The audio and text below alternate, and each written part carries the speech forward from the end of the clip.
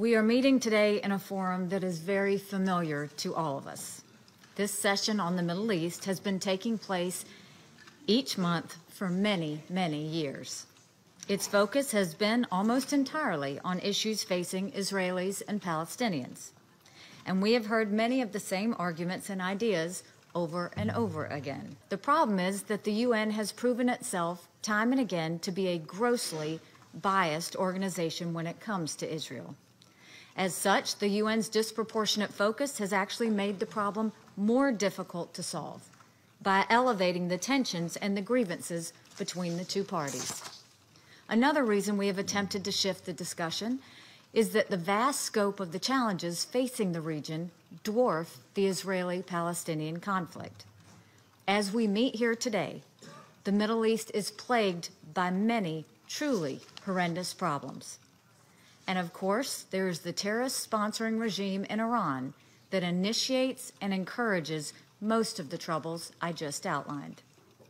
These immense security and humanitarian challenges throughout the region should occupy more of our attention rather than having us sit here month after month and use the most democratic country in the Middle East as a scapegoat for the region's problems. But here we go again. I do not mean to suggest that there is no suffering in the Israeli-Palestinian conflict. Both sides have suffered greatly.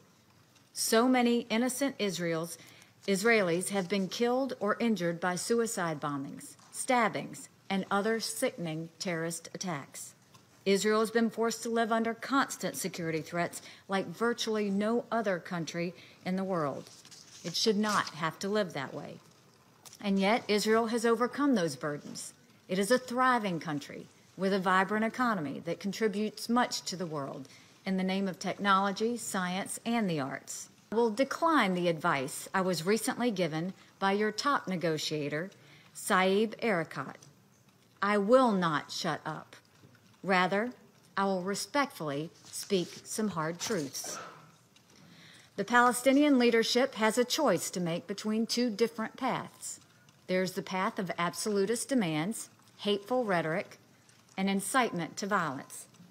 That path has led and will continue to lead to nothing but hardship for the Palestinian people. Or there is the path of negotiation and compromise.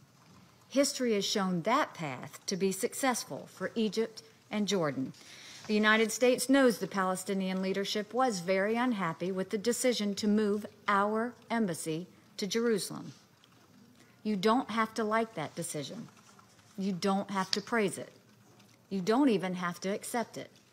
But know this, that decision will not change. So once again, you must choose between two paths.